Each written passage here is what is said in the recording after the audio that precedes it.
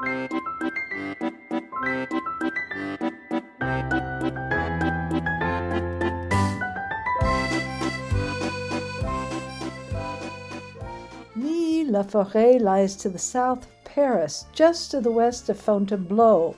It's a fascinating area that's rich with the artistic history of France. This was a part of the world that has long attracted artists for the beauty of nature there and the charm of its style. Artists gathered in Barbizon, the village just next to the famous Fontainebleau forest and castle, and many of the artists from those days lived nearby. Pioneering is not what naturally springs to mind with the thought of artists, but the mid-19th century painters forged new frontiers in natural preservation. Gustave Courbet led the campaign to save the forest at Fontainebleau. Concerned because of the increased traffic and exploitation of the forest, the artists took up their brushes. Among the rocks and trees, they painted in plein air for the first time the woodland scenes as the primary subject matter rather than just a backdrop for a portrait. With their brushes, they made their case to Napoleon III in the form of their exquisite visual artistry.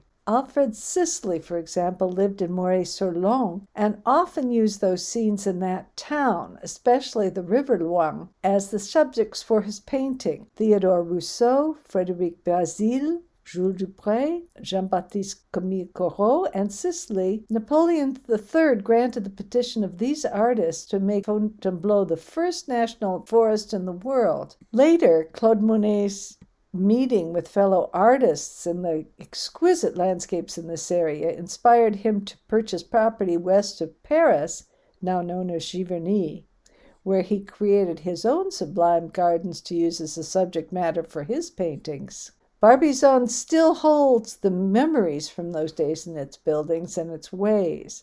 The Maison des Artistes exerts a quiet but prominent place in the town. The local inn elegantly exhibits the works of those who stayed there, a lovely barter that still benefits lodgers and diners alike. Milly-la-Forêt, this little town nearby, has its own story, and that story begins in Gaul. Milly was known in Gaelic times as the Domaine de Mauriac.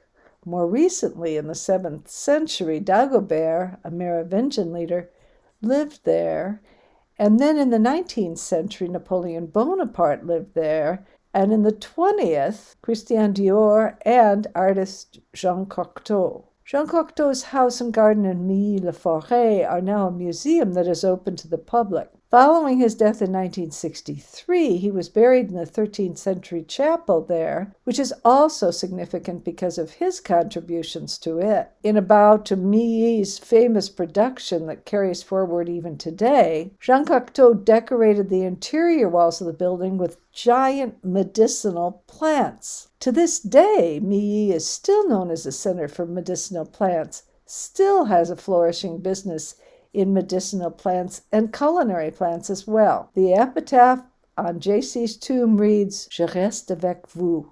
The village of Milly-la-Forêt itself feels like a medieval open-air museum. At the heart of the town, the ancient public marketplace recalls pavilions of old as described in heroic epics. Centuries-old public laundry, dovecote, and 1,300-year-old gates in the wall that used to lead to an abbey harken back to an illustrious past. Now, as of 1999, Milly has become a part of the Parc Naturel Régional de Gâtinais Français. This is a place in Europe where you can put yourself in the circumstances that so many have enjoyed for so many hundreds of years, and you can find insights into the past here that are very vibrant and exciting. We wish you all the best.